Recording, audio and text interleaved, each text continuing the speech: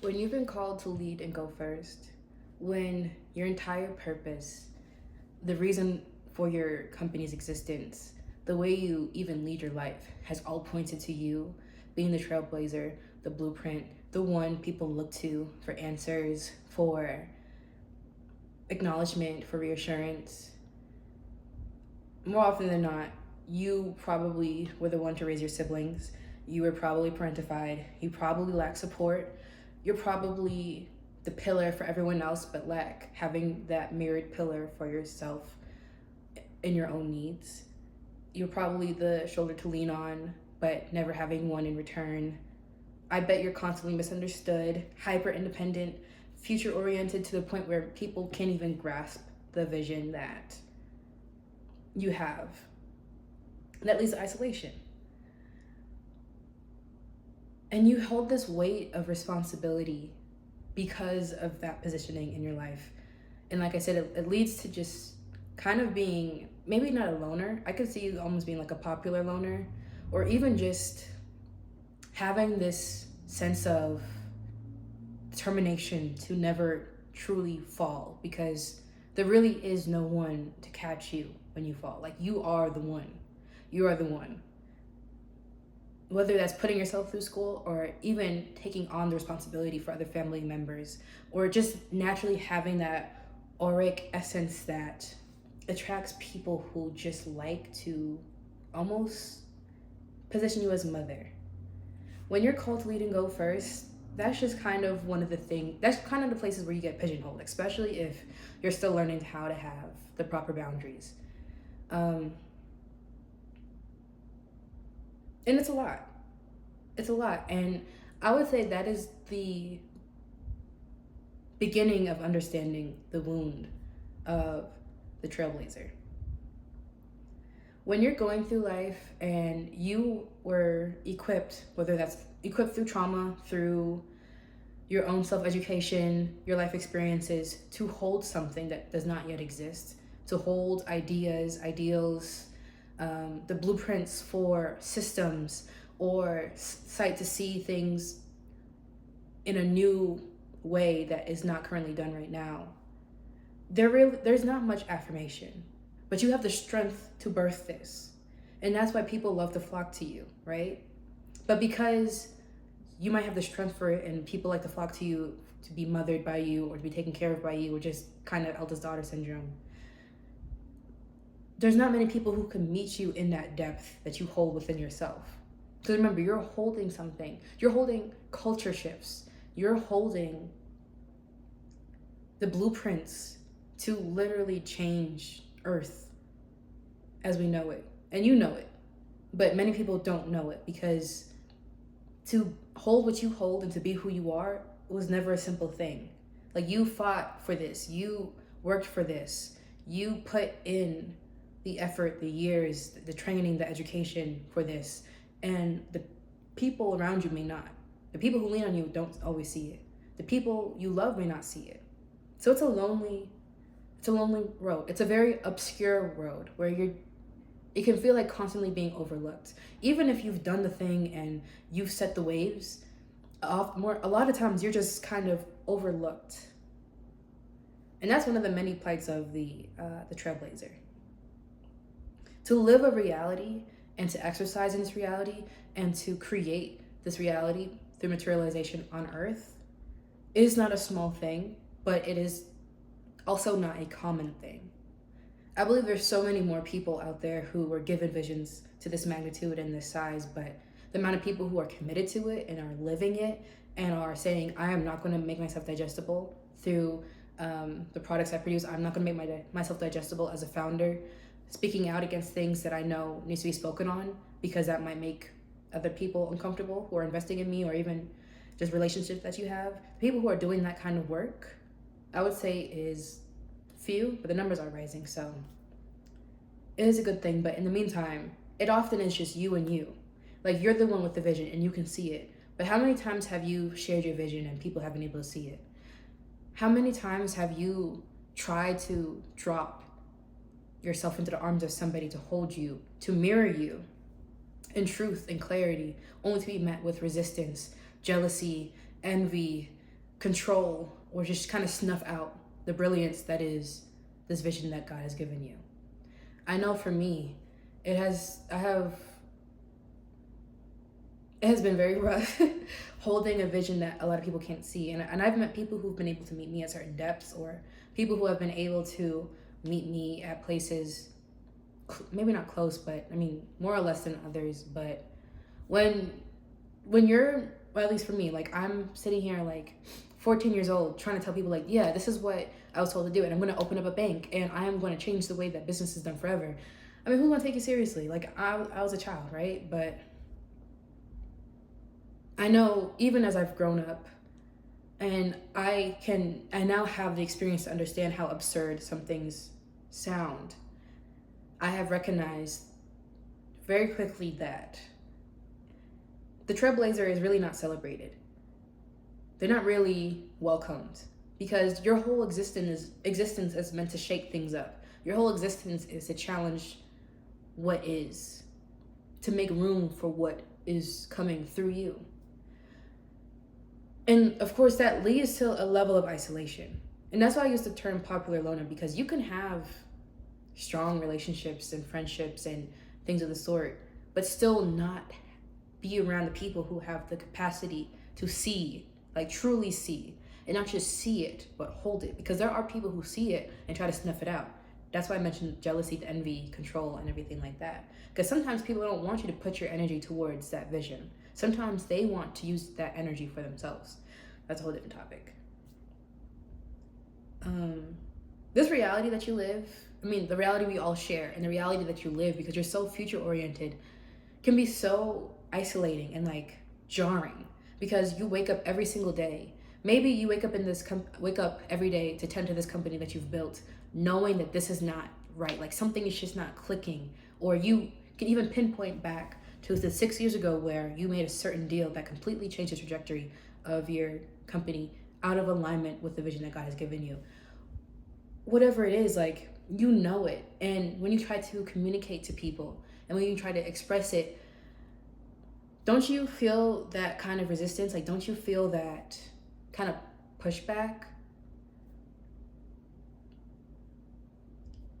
That's what I call lack of mirroring. And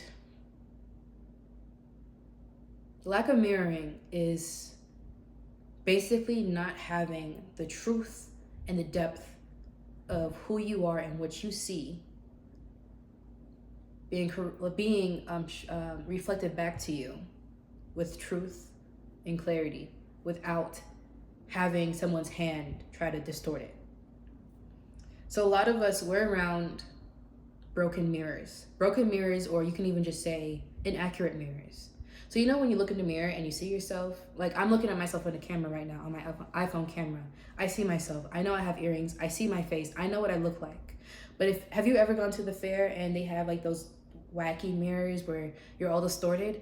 If you imagine yourself growing up and only seeing yourself through those mirrors, you're gonna think you're kind of freaking ugly. I mean, you would either think that's normal, or you would think in comparison to other people you're seeing, there's something wrong with me. And so this is the part that a lot of trailblazers, specifically spiritual women founder trailblazers, they face. Because when you are constantly putting yourself out in the world, putting out the thing and doing the thing, and your community does not support you, in fact, it's almost as if you're ignored, what does that say to you? It's almost as if I don't exist, or this doesn't matter. Or let's say you're telling your spouse, like, this is the change I need to make in my life, in my business, and it's going to cost a lot, but I know this is what I need to do.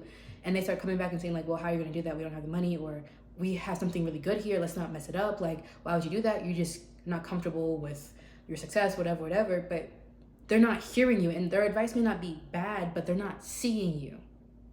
That's a fracture. What is being reflected off of you based off of what you put out is not accurate. And that can be a very dangerous place to be in if you don't already have the commitment to your conviction of this vision. I always like to explain like this rupture that happens when you're not properly mirrored as in this specific way. So everything in this physical plane everything in this physical plane, every physical thing in this physical plane has a reflection. When we look at ourselves in the mirror, we see ourselves. When we put something in front of a mirror, something reflective, we see it for what it is. Unless the mirror is distorted, we see it for exactly what it is. Like, I see myself pretty accurately when I look in the mirror because that's what's being shown to me. The only things that don't have a reflection are the things that don't exist, or the things that aren't in a physical container to exist in this plane. So when you are sharing, pitching yourself to investors, when you're screaming out to your community, hey, I created something and I've broken all these barriers down. Why aren't you guys talking about me? Why aren't you guys supporting me like you're supporting these other people? When you put yourself out there to let your team know that there's going to be some changes that are moving you in alignment with the vision that God has given you, and they respond through quitting, through kind of disengaging, or just not in support of what you're doing, it's almost as if you don't exist.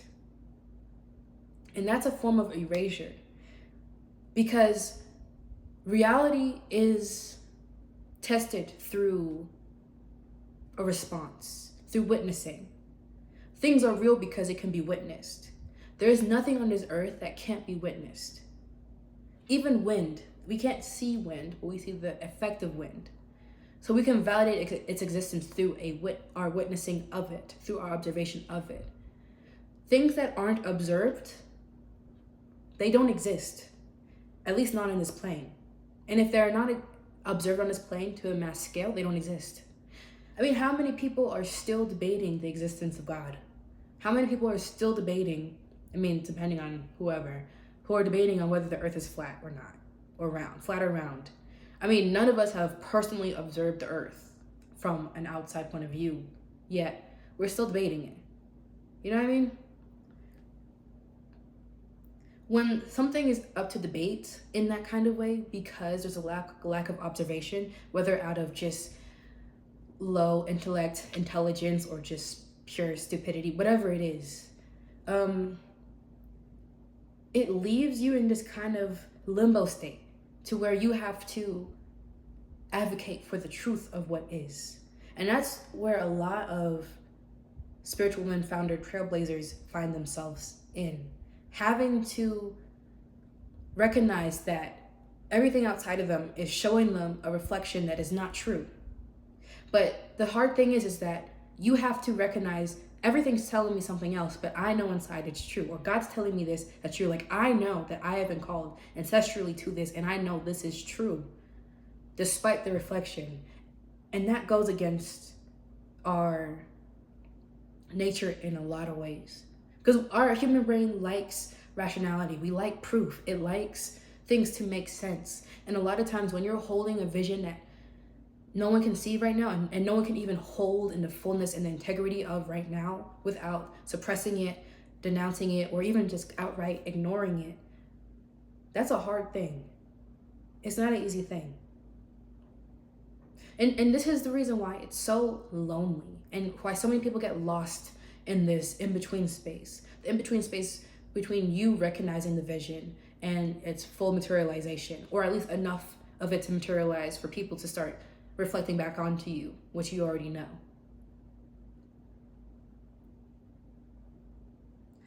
So this is the point where knowing how to self-mirror is so important, because if no one's going to affirm that for you, you have to.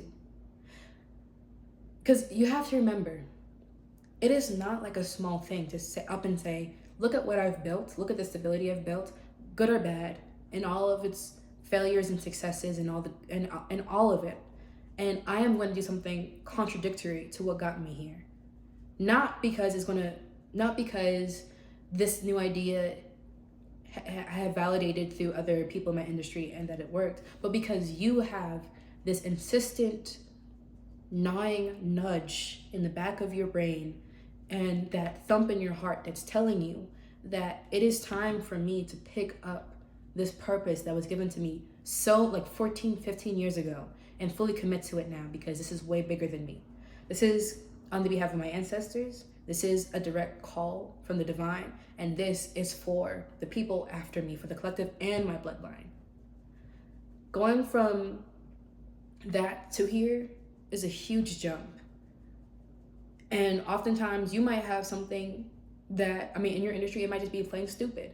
Like, I know that, especially when it comes to like the VC culture, they are very one-minded in how they do things. So for you to come and just do things completely opposite, you might forfeit a lot of ideas. I mean, a lot of opportunities because of the path that you want to take. And you might, and of course, you're always going to gain more, but the initial jump, the initial leap is a lot. So being able to recognize, like, I may not have the support around me right now in this idea, or I have this idea to start this company and it's pretty contradictory and it definitely is ahead of its time, but I'm not going to wait for the market to validate what I already know needs to be built. That right there, that is self-mirroring, because through your mouth and your thoughts, you are affirming what you're seeing.